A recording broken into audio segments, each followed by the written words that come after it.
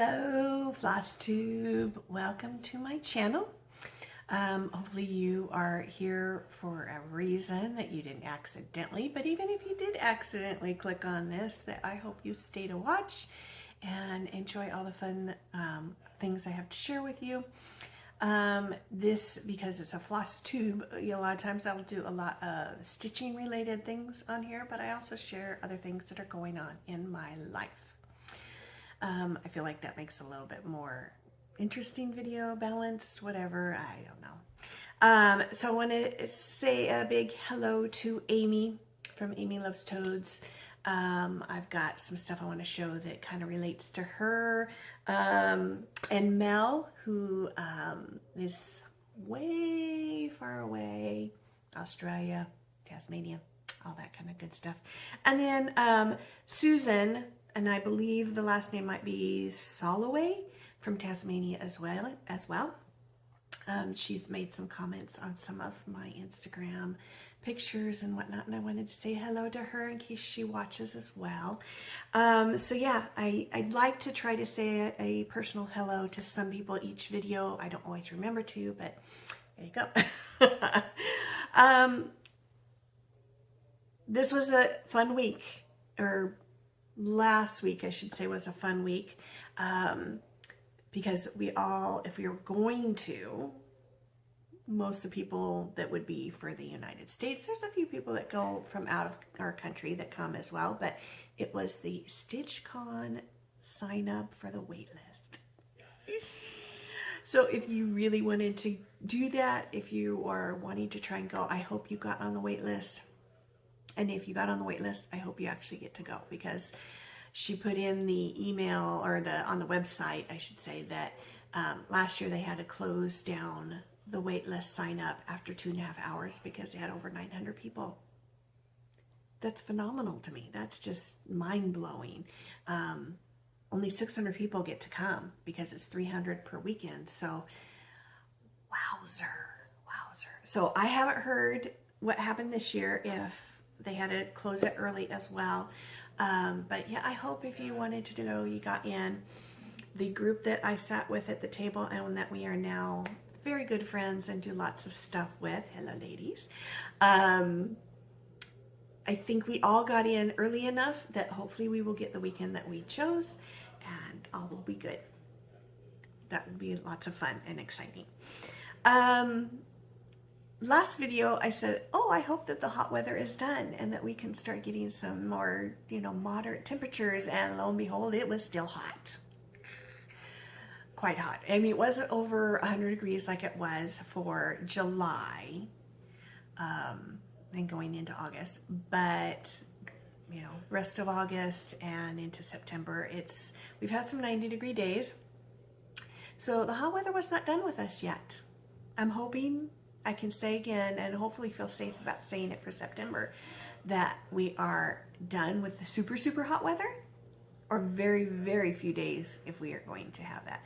This week is actually going to be in the 70s for us, and that's Fahrenheit for in case you guys are Celsius temperatures, if that's kind of how you look at it.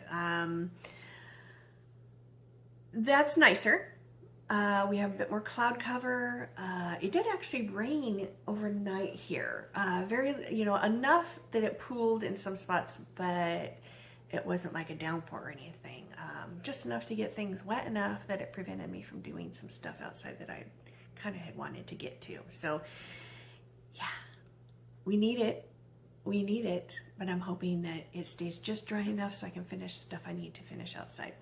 Part of the reason that we need it is because we've been so dry, everything needs to be watered all the time. So that kind of helps give it a little tiny bit of water. It's not enough. It still needs to have more water than what we got overnight, but it does help because it keeps temperatures lower as well.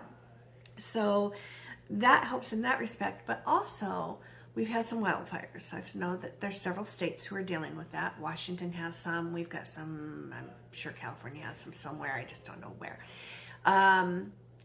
Over the weekend, we had some super strong east winds. So normally the weather moves from west to east, so we would call those our west winds. but we get winds from the east, especially that funnel down through the Columbia River Gorge. It's like they all head west and then they kind of circle around and come back east through the gorge. But the east winds were kind of hitting all of the northwest part of the state, and because of that, it was blowing in smoke from the fires that were east of I-5, kind of in that direction. So there was a good sized one east of Eugene, which is kind of about the middle part of the state in the Willamette Valley. And then there was one, if I went directly east from here, quite a ways, probably another hour from here, there was another one out there. So they were getting all that smoke blown all over the northwest part of our state. So it made things a little hazy, yellowish. It wasn't nearly as bad as what we had 2 years ago. That was terrible. So it just made it a little, smoky outside. Now, because of that, I believe it had a little bit of an effect that we had a full moon, like everybody else got to see if you had clear skies the other day. I believe Friday it might have been the full moon. But because of that smoke that was being blown in, I believe it kind of changed the color of the moon a little bit to more of an orange instead of a nice bright yellow color. So all those particles in the air from the smoke, it changes the color of the sun and the moon. And so I got some really great video and pictures of the moon with that kind of coloring because we had gone to the coast for dinner. So the coast for us is about an hour away, and we just decided to go, kind of a spur of the moment. And as we were coming back, the moon was just coming over the tops of the trees, and so I was able to get some images where, when it's closer to things on the ground, it makes the moon appear bigger. That's just kind of what happens. And because of the smoke, it gave it a hue that was a little bit different than we're normally used to seeing. So I'm going to give you a little clip here. I'm not sure if it's going to be a video or a picture of what that looked like.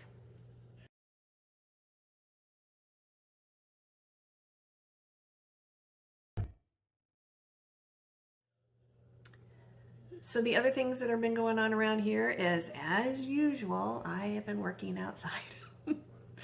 Every minute that I can possibly do it. So when we have really, really hot days, I try and get out in the morning till about noon or 1 o'clock, and then I am done. It's getting too hot to be outside, especially doing all that stuff.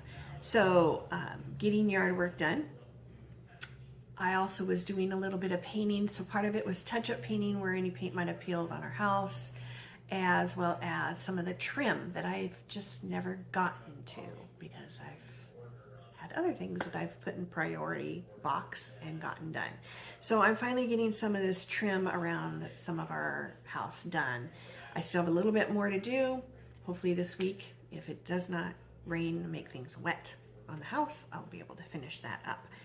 I'm possibly thinking of doing in the next video, so I usually do a video about once a month. In the next video, kind of doing a summer yard work roundup kind of idea of what I got accomplished, because with the job that I've been doing for the last almost year and a half, I think because the economy kind of has taken a little bit of a dive, they have not been getting the business like they were a year ago or even possibly 2 years ago. So I have not been working hardly at all, which is good in a sense because then I can work in my yard.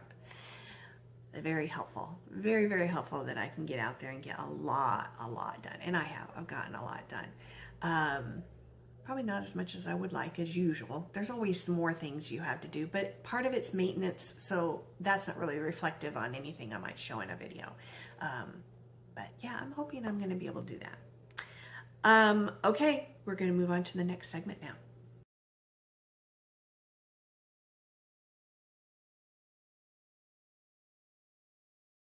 Okay, the next segment is, I'm hoping I'm going to try and do kind of like little captions between each segment so that when I splice the videos together, it doesn't look like I'm jumping around in the video, kind of if you're sitting in one spot versus the other, and it kind of looks funny when it jumps to the next part, is our stitches that I did, all the stuff that I worked on. So I believe I have 1, 2, 3, 4, 5 things. 4 of them were actually worked on as stitches, and one's going to be an FFO. So what I did with that item, because it was already done being stitched. First one, we're going to talk about the butterfly. So this is Stitching Mommy's temperature butterflies. So each day we take the record amount, you know, we record what the temperature, the high temperature was for the day, and then we put it in a little section in each of the butterflies. Now, I'm pretty current. I think there's only 1 or 2 days I don't have on here, so it's pretty accurate. And here we are. So as you can see, July and August, are pretty orange and red. So yeah, I still had quite a bit. The little butterflies at the bottom in between were the days I was camping, and so the temperature was not nearly as high while I was camping, so they're a little bit lighter color. If you've watched before, you've seen what I've talked about for all the other butterflies and where I went for those. So there's September, getting a little bit in there finished. As you can see, it's still pretty red because we've had some warmer temperatures, but it's going to be reflective of our temperatures very soon here on the lower part of that butterfly, because we are going to be in the 70s. So it's going to be much more of those colors, I think. So not quite as reds and oranges, a little bit lighter. So yeah, there's all the colors, all the lovely butterflies. I'm still kicking around what I'm going to do, like at the bottom down here, if I'm going to put kind of a key for what the temperatures meant, or what the colors meant for those temperatures. I just don't know yet. It's, you know, I've got time for that to figure that out, so I'm not too worried about what I'm going to do. All right, the next one, which I don't think I've shown you for a while, because I've kind of haven't really worked on it and had other things I've been trying to get to. And it's this one. So this is translated into cherry blossom viewing. That's not an actual stitch. It's just a picture of what, you know, kind of the idea what you're going to have. So let's show you what I have accomplished on that. There we go. I've got quite a bit done. I think since the last time you saw it, I had just a little bit of brown in these words to fill in, not very much. I didn't have hardly any of this done. So I finished the fish. I've gotten this mat. There's the cup. There's going to be a teapot here. And you can't see it real well, but there is some blue stitching. It kind of blends in right in here amongst the fish. I don't know if there's any way you're going to be able to see. I mean, you can kind of see it from here at this angle. So it's just kind of this dotted line look. I'll show you on the picture what I'm talking about. So it's this stuff down here. So I don't believe I'm using the called for fabric. And so that plays into why you can't see it. Now, in person, I can see it okay. On the video, it's just not showing up all right. But yeah, I've gotten quite a bit done. So once I get that teapot done, I will have kind of more of this up here around the teapot. I'll need to do, and then that branch with the cherry blossoms. There is also border stuff that I will have to put all the way around it, and I think that's going to take a little bit of time too. So yeah, there we go. So pretty, so pretty. My kitty cat. You don't know that you can tell. It has whiskers. It actually has whiskers. Got eyeballs and then very slight whiskers coming off of where the eyeglasses or eyes are. Very cute. Very cute. I love it. I love it. It's pretty tedious because, yeah, it's got a lot of color changes in it that it's kind of deceptive. You can't really see that very well. The next one I'm going to show you is going to be my hate. Because of some stuff that happened this month, which I will get into a little bit later here, I did not work on this nearly as much. But when I went back and looked, it's like I was surprised how much that I actually did get enough done that you can tell. So I am going to put in the videos for both of those. So the before and the after of what I did.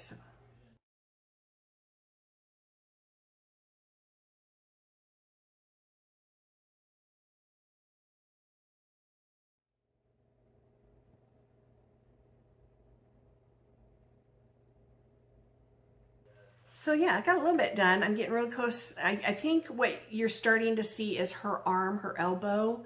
There's a little bit of that stitched in there. It's not super clear. So I'm getting to her, and yeah, we're getting there. We're getting slowly over. Just page, especially these are big ones, take forever. Okay, so I have a finish, but it's not FFO'd yet. It's not completely, ready to display. It's just the stitching is finished. And that's this one. Yes, it's so pretty. This is what Amy got me started on. She had showed this on one of her videos, and it's beautiful. I love outdoor stuff, and I had to get it. Moraine Lake is what it is called. So I will show you, put something behind here so you can see it well. There we are. It's so pretty. It's so pretty. Now, the thing that I did different from what some people might do as well as what is listed in the chart is I did not put any of the long stitches in it. So sometimes there were stitches amongst these rocks as well as some up in here, potentially to give it more definition. I don't care for it as much because I feel like it takes away from the image. It just draws your eye to those long stitches, and they sometimes stay out of place. They don't seem quite right, and I like the way it looks without it. I don't think it needs it. There's enough definition in the rocks that you don't need it. There's enough definition here in the mountains, don't need it. In case you can't tell, I'm going to see where it starts. So these trees and this, and then all this part down here is full crosses. Everything up in here is half crosses. So it's like a tent stitch. I don't know if you can see that as well. See kind of the definition between the two. But yeah, you can't really tell when you're just kind of looking at it from back here. It's fine. Which made it go by a little bit faster, but it still took some time because there's a lot of colors in there. So I love this. I love this. So pretty. Can't wait till I get it framed and put up. Yeah, it's beautiful.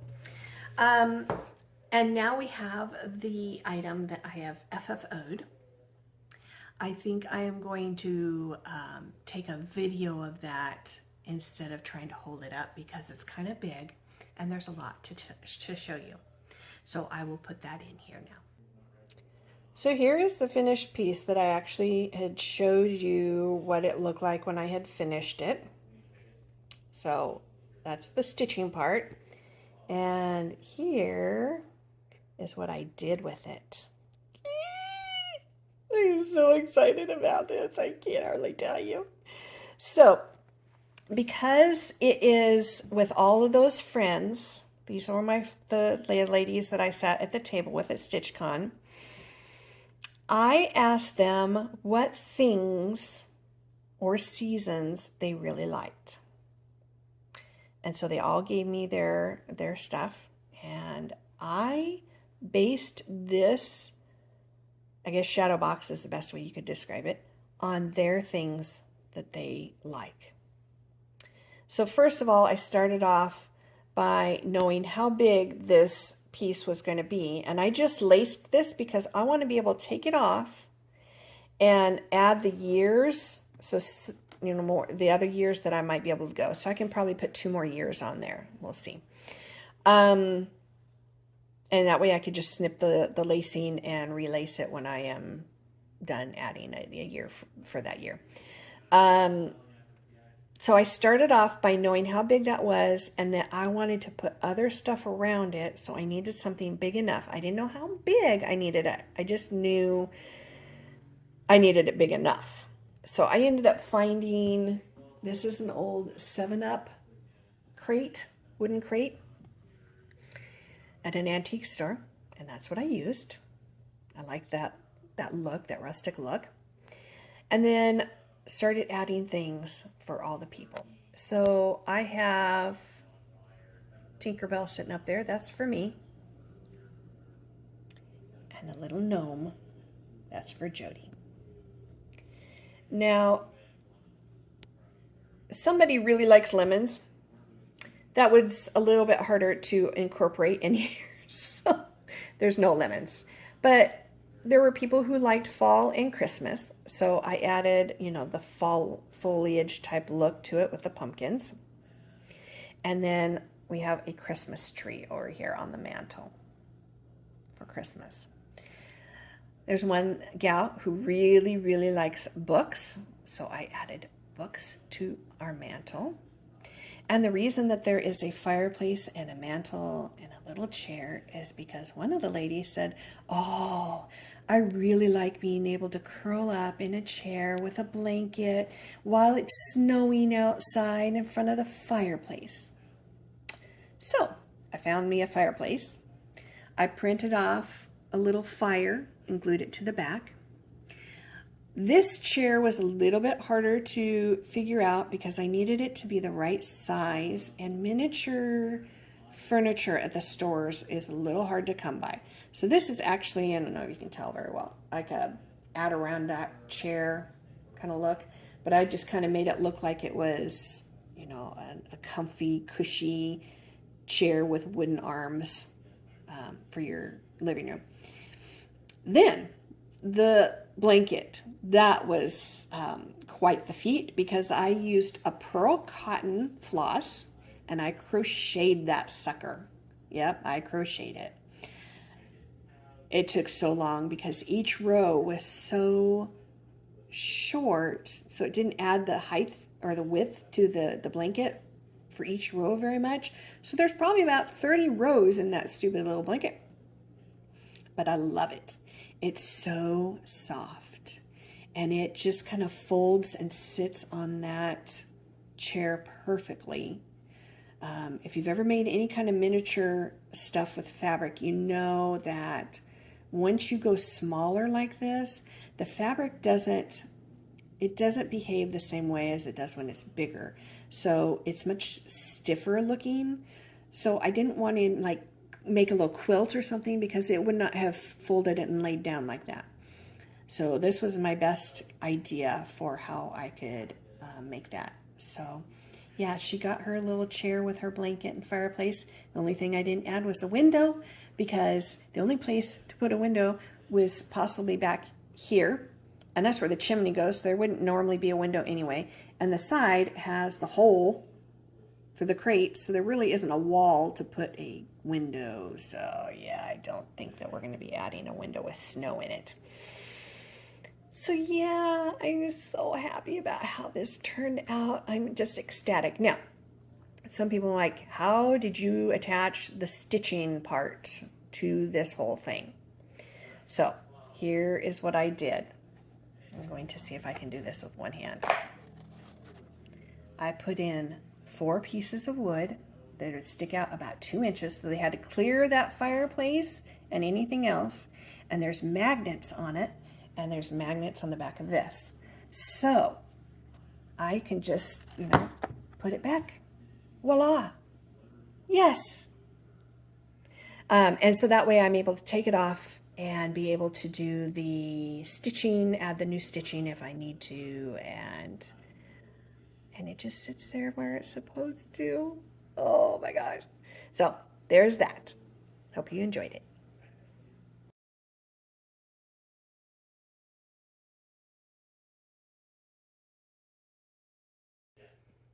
Okay, on to the next segment, and that is going to be some more things that had been happening, what we've been doing, before I get into more stitchy stuff.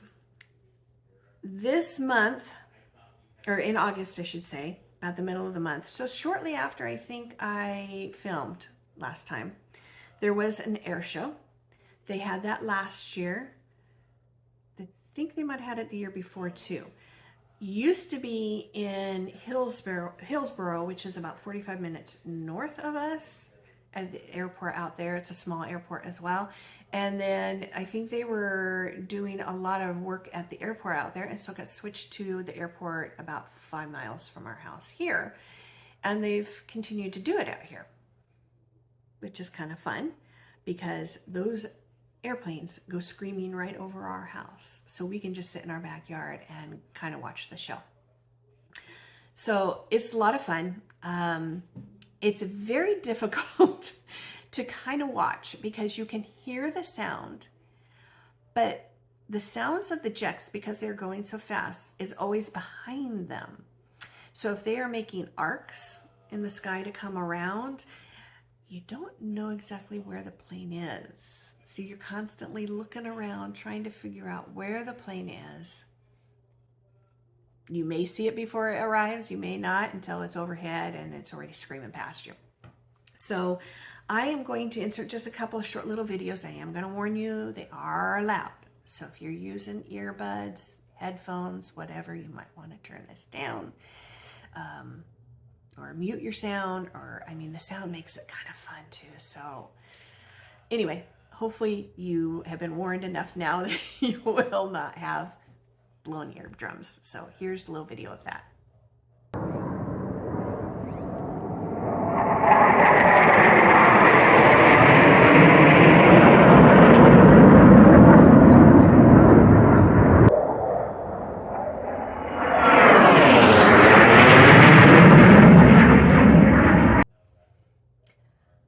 The other thing that we did is we went to the state fair. Oregon State Fair is just a tad pitiful. I'm just going to say that because it's very small for a state fair. Now, county fairs, you think they're going to be small anyway, but state fair is actually pretty small. Because we got spoiled being in Minnesota, and that's one of the larger ones. And especially for attendance. Their attendance in one day can equal all the attendance that Oregon gets for the whole time that it's opened for that year. So it's pretty small, but it's something fun to do and a little bit different. You know, not your ordinary, normal stuff that you do throughout the day. So we went ahead and went. And it was fun. It's interesting. We don't spend the whole entire day there because there's just not enough to do. But one of the sections they had was, they call it like an artesian village. So it was more of people selling things that they handmade versus all of the canopies and tents and whatever that's, you know, mass-produced type of stuff that people sell. So I went over there, and there was one lady who had a setup who was like selling antiques. It was awesome. And she had the coolest stuff, and her prices were so good. So I got a couple of things, and luckily she was holding items for people so you didn't have to carry these big bags around with you while you were still doing stuff at the fair. So I'm going to show you a couple of things that I got. I love this little basket. I mean, this is something you might see at Hobby Lobby, but I mean, I think I paid $8 for it, maybe. It's just so cool. So I'll use that for a display of something. So I got that, and then the next thing is what I'm really excited and I love is this. Is this fantastic or what? This bird cage is awesome. It was like $12. I don't know how she gets away with selling this stuff so cheap. So I will probably open it and put stuff on those shelves to display, just a pretty little display item. But geez, I love this thing. It is so cool. So cool. So that was something that we did. Something that's going to be coming up, and I'm very excited because we kind of were fiddling around with it this month, and I finally was able to kind of book some stuff so that it's like it's for sure happening now. Is our little fun Stitch Con group, our table. We are going to get together and have our own little fun little retreat in March. It's gonna be so much fun. So now I don't have to wait till June to see all those people.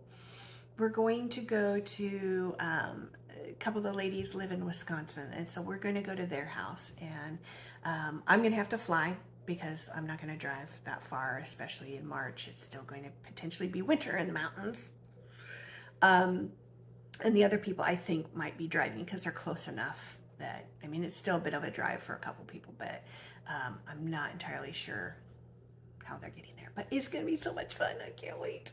It's just going to be kind of a long weekend, like a Thursday, Friday, Saturday, potentially something like that. So it's going to be fun, ladies. We're going to have so much fun. Okay, the other thing I've done, and I'm sorry, ladies, if I haven't told you, I know we tell each other everything. Because my job is not really, I mean, I'm going, since about the beginning of June, I've worked about one day a month, because I just kind of fill in when the other lady is not going to be there. So I actually, at the beginning of October, I'm going to fill in for a whole week, so I'll have that whole week. But I have no idea, especially now that we're getting into fall and winter, their business potentially may slow down even more. So I'm not anticipating really being needed. So I went and got myself a little part-time seasonal job. That way, you know, you can still have a little bit of money to pay for extra little things or splurge or whatever you need to use that for. Keeps me busy too, because once I'm not outside, I don't know what I'm going to do with myself. So yeah, I'm going to be going and doing that. It's just going to be at the Hallmark store. If you've ever been to Hallmark, you know, with the cards, the ornaments, they have a lot of other things as well there too. So it's just a cute little store that I will work at. I have no idea how much, but yeah.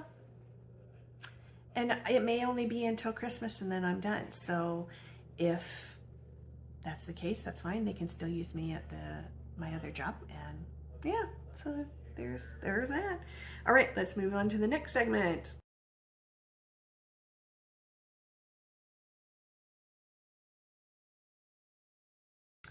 Yes, it is time for purchases, which there aren't a lot of, but it is what it is. You know, do we really need to add to our stash? Probably not, but do we? Yes. So, of course, whenever you see things, you're just like, ah, I need that. That's why a lot of times I don't look. I don't need to be tempted to want to have stuff. But I did see a couple of things, and I'm waiting for another thing to come, which I will talk about in a minute. So the first thing, I'm not going to take these out of the package, so hopefully the light isn't going to be too bad on the package. It's a seaside, you know, beachy thing, but it's pumpkin fall related. So this is the Mill Hill kits. I love doing these. A lot of times I do them on the perforated paper. You can do it on regular fabric if you wanted to. They usually always come with some kind of button. So there's a pumpkin button, which will be that one right there. There is beading in these usually somewhere. It looks like most of them are orange and some are kind of a pinky color. So those will go somewhere. Let's get that glare off there a little bit. So those will go on there somewhere. I can't really tell just by looking at the picture where they go. But yeah, that'll be fun. So I have a little kind of beachy setup, you know, different beach stuff, which normally you would take down because summer's over, but maybe I'll extend it a little bit with this. The other two patterns I got, the reason I got them is because Jody, you showed a fall version of this. I don't know. I couldn't find it. If I Googled it and tried to find it in different sites, I couldn't find it. So I don't know if it was new for like the expo that they just had, and so you couldn't get it any other way yet. But when I went and looked for the designer, I found a couple other seasons. So I got those. So the first one is the spring one. Isn't that just so cute? I'll tip it that way so you can see a little better. So it is the spring. I have a feeling this is potentially French. I do not know. I'm just going to let you see who it's made by. I don't even, that could be the name of the thing too, but you got this up here. So, yeah, I don't know exactly what this is called, but it's very cute. And then I got the winter one. Look at the winter and the bunnies and all the animals. So let's see what we have. We've got a bunny that is ice skating. We've got a cat. There's an owl in the tree over here, and a bird, There's a few birds around, but so cute. So the cat and the bunny are in the spring one. There's actually 2 cats. Let me see in the spring one. Let's see here. I only see 1 cat in the winter one. So, but they have the cat in the spring one as well. The one Jody showed was the fall one by this. It looks, you know, same kind of setup, but it was fall related. And I would like to have it. And now that I have winter and spring, I'm going to need summer if I can get the fall one too. So I'm going to need them all. But we'll see. One of the things that we had talked about with our group that we're going to meet together in March is maybe starting a stitched piece to commemorate our little get together. And because we've grown pretty close as friends, I thought, why don't we do something that shows 6 people as our friendship? Because that's why we're getting together. So there's several different patterns out there that have, you know, the people in them that show that either that it's a friendship or that they are having common stitching or whatever. So I have ordered one. I'm waiting for, he hasn't gotten here yet. And then whether people want to use that exact pattern for those girls, or if they want to kind of use another pattern and kind of make sure that the people are all the same size. That's great, because what we're going to do too is each person is going to stitch their person on each person's piece. So not only is it to commemorate it, but each person will have stitched on it and they'll stitch themselves. It's going to be so much fun. So I'm waiting for that to come in, and then I'm going to kind of fiddle around with the numbers and figure out how we are, you know, and each person's can be a little bit different. It's just, I got to figure out which design I want my person to look like and make sure that we're all kind of doing it each of the people the same size, or representing about the same size. We have one, Nora, who's very tall. So she may make her girl a little bit taller than the rest of us. I think most of us are fairly close in size, the height. So yeah, we'll have to do that. So that's what I am waiting for, and we will do when we get together in March. We may each all start our own pieces before then. I don't know. We haven't really kind of finalized all that yet, but that will be fun. All right, next segment.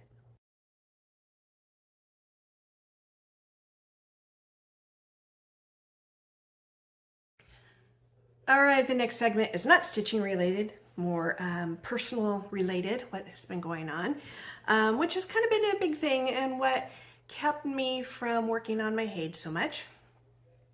I also, when I did the mountain lake, the moraine lake one, you know, you kind of get to a point where you've worked on something, you're very familiar with it, you like the stitch, you want to keep stitching, and so it kind of monopolizes your time, which is exactly what that one did.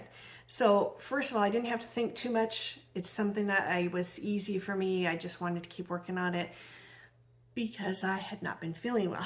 So I needed something that was not too detailed and too taxing on my brain or my body. So that's why I ended up finishing that moraine lake one. So it's been 2 weeks, maybe 3 weeks. No, it's got to be at least 3 weeks now. It happened to be on my son's birthday. These things lately have been happening on his birthday. Last year, my husband had to go to the ER because of kidney stones on his birthday. This year, I got to go to the ER. Poor kid. So I ended up, and hopefully this is not, you don't get grossed out by medical issues too much. If you do, feel free to skip through this. I will try not to be too gross about describing things. I had not been feeling good during the night prior to that. And then early, like 6 o'clock in the morning or whatever like that, I finally got up and I had to go to the bathroom. Very loose. Let's just put it that way. And very painful. I mean, I've had times where, we've all had times where we've had to go sit on the throne, that porcelain throne, because we didn't feel good. And you might have a little bit of cramping and pain because of, what's going on with you. This was worse. So I've had that before, but this was like, I felt like I was going in labor again. It was awful. It was so strong and just hardly let up. So I was in and out of the bathroom a lot. Eventually, the amount of stuff coming out of me was slowing down, but I still didn't feel good. And a lot of times I will start, once the initial things finish, you start feeling a little bit better. You're not 100% back to normal, but you start feeling better. I was not feeling better. Around 3 o'clock in the afternoon. So, I mean, we're talking 9 hours from 6 in the morning to 3, 9 hours. It turned completely to blood. Yeah. That's terrifying when that kind of stuff is coming out of places it shouldn't be coming out of. So my husband worked from home and he was on a very important, they've had very stressful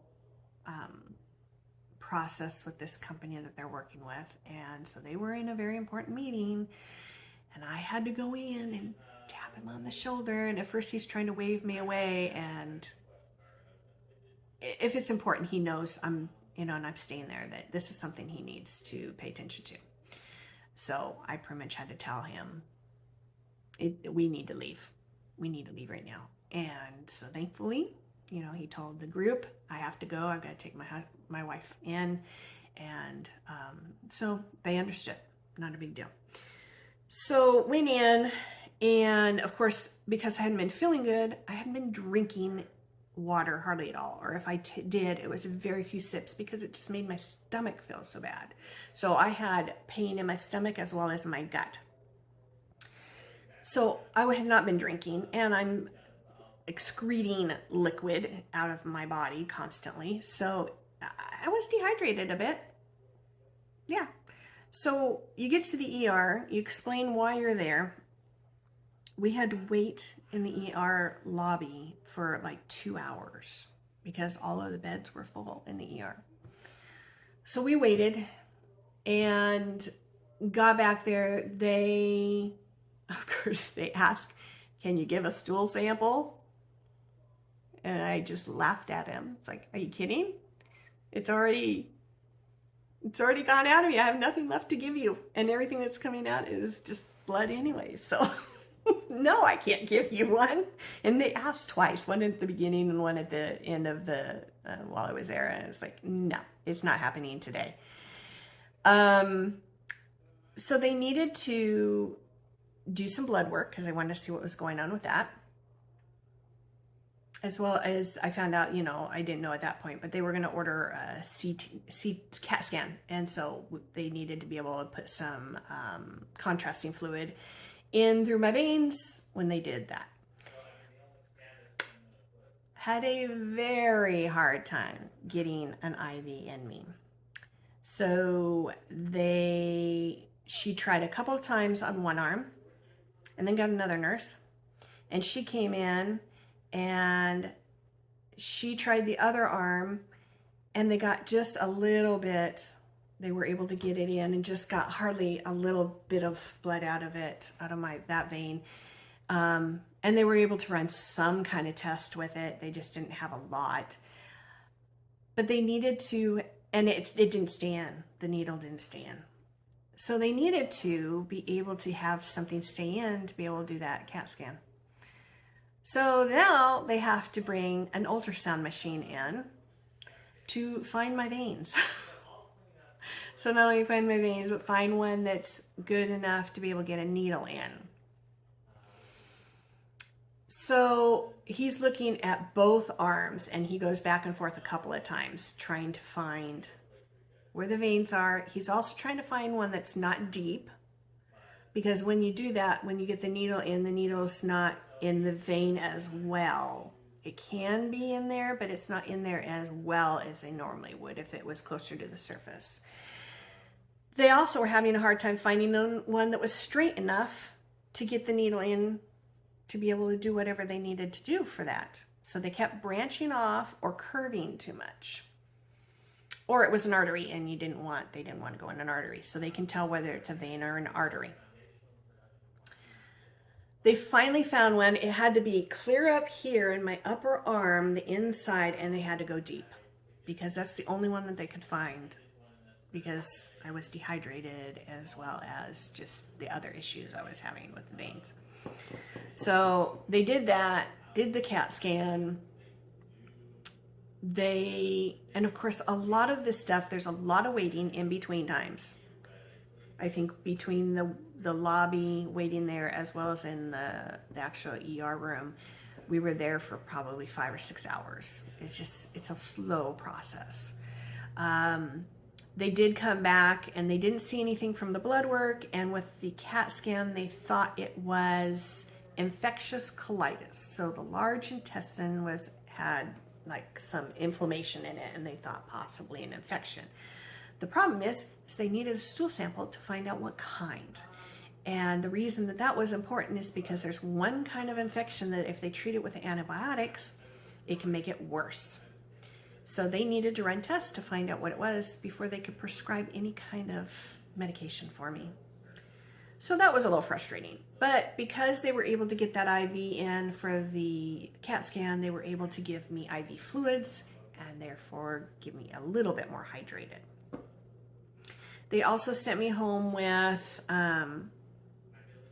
stuff for nauseous, because I needed to be able to get fluids down and probably eat a little bit of something and not be feeling nauseous. So I got some of that, as well as, I'm trying to remember in that visit what I got.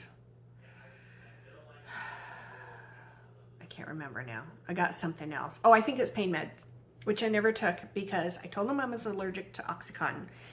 And they gave me like hydrocodone prescription or something. And I think I have had one other time where I have had a prescription for pain meds. It's been years ago, so I couldn't remember. And they gave me that, I believe, but I thought it was in the same family as Oxycontin or oxycodone. And because I didn't think that my pain was so bad anymore, so severe, that I tried not to take it. I didn't want to take it because I didn't want to have the reaction that I get because I'm allergic to the oxy. So I just stuck with Tylenol and I was fine with that. So I was finally able to get them a sample to run their tests on a couple days later. And it was going to take 3 days to run that test. So I figured by Monday or Tuesday I should have my answers. Didn't hear anything Monday, so I started calling people on Tuesday. I started calling the lab. And they said, well, yes, it's done, and it should have gone to your doctor. So I called the ER, and they said, well, you should be calling your primary doctor. So I called them. They weren't, I don't know if they could find the report, if they could see the report information. I kept getting taken to messages and where I had to leave messages, and people were not getting back to me. I was getting extremely frustrated. So I talked to people like all day on Tuesday. Wednesday comes and I am fired up. I want answers right now because this is ridiculous. I don't feel good still.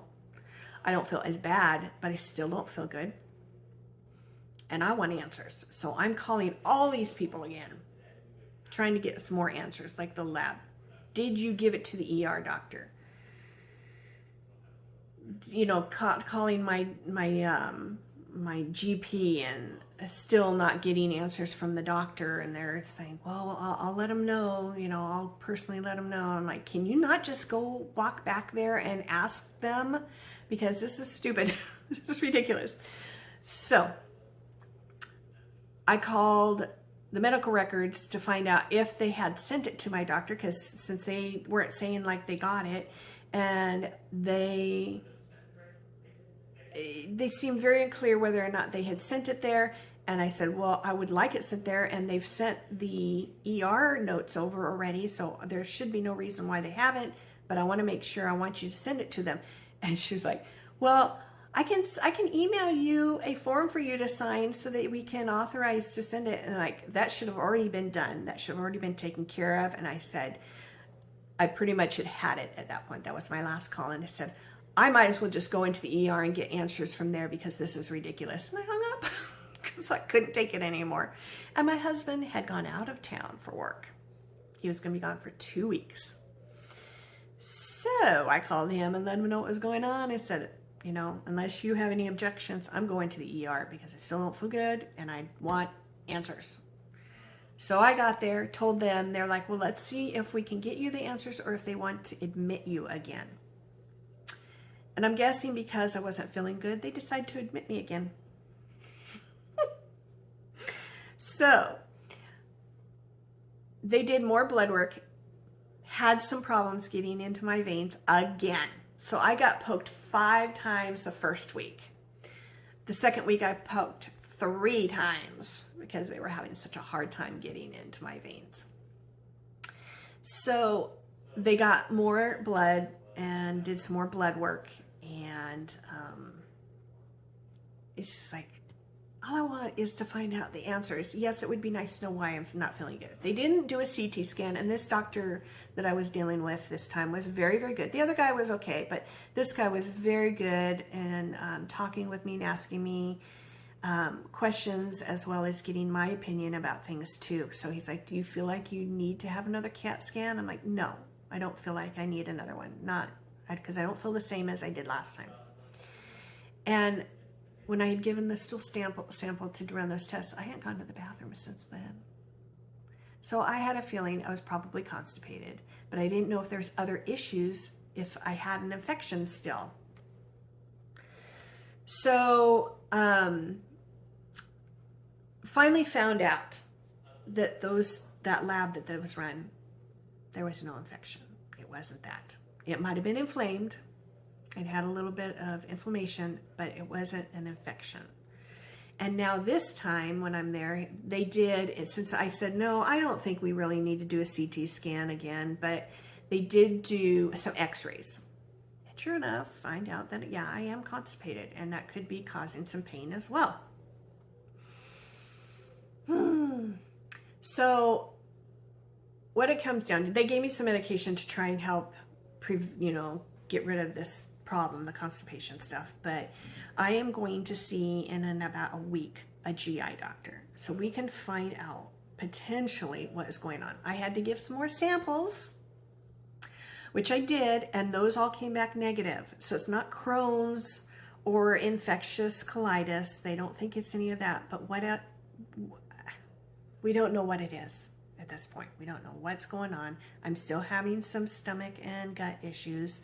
Not nearly on the scale that I've had from these last 2 times that I went in, but it's still flaring up. So I don't know that they're going to be able to tell me anything from the initial GI visit.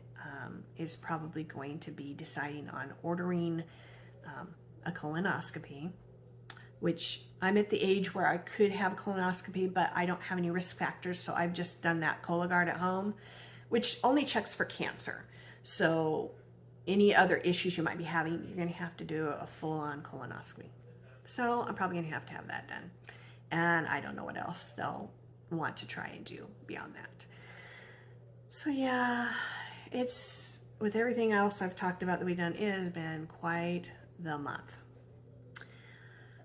Okay, let's go on to the next segment. There's one tiny little bit that I'm going to talk about, and then we'll wind it down.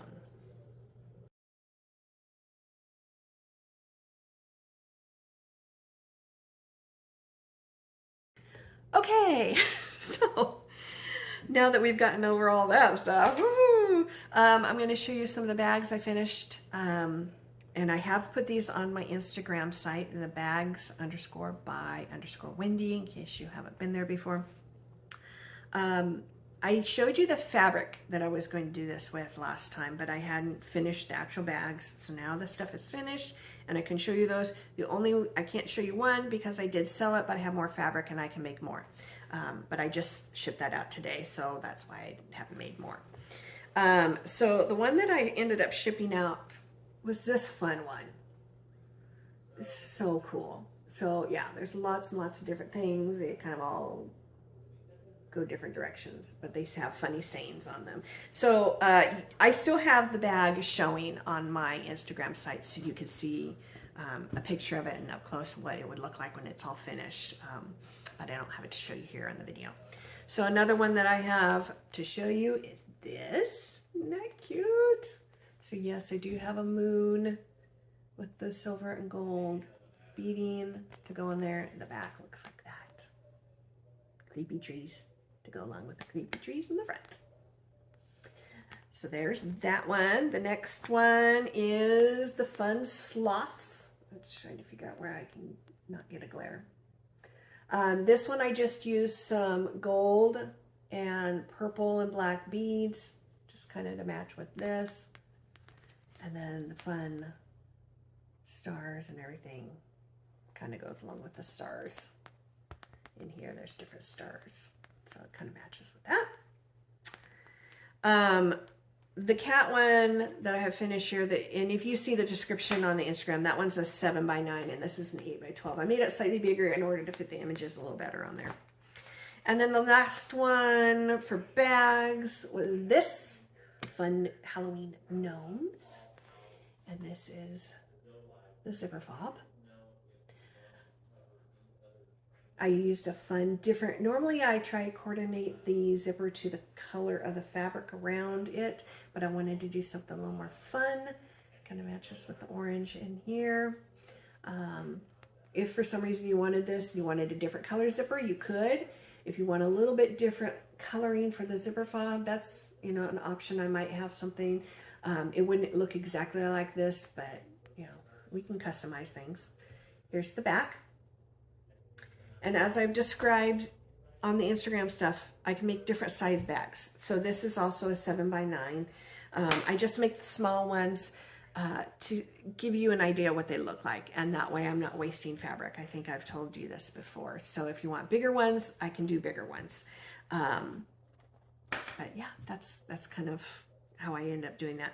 I also, if I have the fabric, I can make coordinating things to go along with bags. Whether it's bags I've posted in the past, I might have more fabric as well as these current ones. So I can make grime guards. I can make what I'm calling those floss wallets, or some people call them the thread keeps that open up and you can kind of keep your threads just attached to some fabric in there. And what I'm going to show you is the bobbin files. I can make some more of those to coordinate as well. And so keep that in mind if you want something else to go with it. So I have started making these. And each of these has a little pocket, a little vinyl pocket. So this one has 12, and it's just kind of plain on the back, but kind of Halloween-y for the front, because that's kind of what all these bags kind of correlate with. And these would hold your floss bobbins. So if you wind your floss onto those bobbins, whether it's DMC or something else, these can hold that. So it can hold 12 of them in this. I can make these in different sizes with different numbers of pockets too. It doesn't just have to be 12, okay? This also, I like to keep tags on everything so people know where I got it, but it can fold, it can just sit inside that pocket and be out of the way. So it doesn't have to be where it's obnoxious flapping around out there. But yeah, you can have different sizes of these. So you just have to tell me what size you need for, and these are perfect for the individual projects that you're working on. So if you've got a bag and you've got all your stuff in there and you need the flosses for it, you can use something like this to keep. The next one is another kind of Halloween one, almost like a newspaper. different Halloween stuff. It's just kind of got this great back to it. But yeah, same thing with this. I can make bigger ones, different ones, all that kind of stuff. So these, I remember, in case you're forgetting, bobbin files. So the bobbins are going to go in here and I kind of file them away in this. So that's what these are. So yeah, that's all the ones that I've made currently. I didn't really make any fall specific ones, so like leaves or just pumpkins or apples or acorn, you know, whatever fallish kind of things you're looking for. If you want that, please contact me at any time if you have something specific you would like to have made. And if I have the fabric for it that you like, I can use what I have, or I can go on a hunt. If it's the season that we're in, it's easy to find the fabric. If it's not the season we're in, so like right now, spring would be a little bit harder to find fabric for, but it's not impossible. So yeah, let me know. Just contact me, whether it's through videos, comments in here, or if you want to go on the Instagram site and comment there. If you don't want everybody to see that, you can DM me and we can talk privately about that kind of stuff. So yeah, that's, I think, everything, and that's plenty because that was a lot. So again, I hope you're having a nice wind down to your summer and that you will have a lovely fall, and the weather will be, you know, cooling down for us. A lot of times fall is a nice time for people because the weather does get a little cooler. Plus, a lot of times it does stay drier in the fall. For those in the Southern Hemisphere, I hope you're finally getting out of your cold winter and things are warming up and you're getting out a little bit more and having all kinds of fun outside again. Yeah, anyway, we're going to end here and we'll see you in about a month, and hopefully you're having a blessed day.